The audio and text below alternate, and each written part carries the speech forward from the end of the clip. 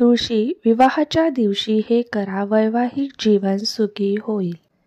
वैवाहिक जीवनातील कटुता दूर करण्यासाठी तुळशी विवाहाच्या दिवशी तुळशी माता आणि शाळीग्राम यांच्या विवाहाची पूर्ण विधीने पूजा करावी.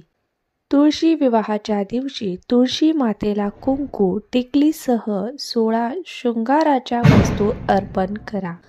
असे केल्याने अखंड सौभाग्याचे वरदान मिळते.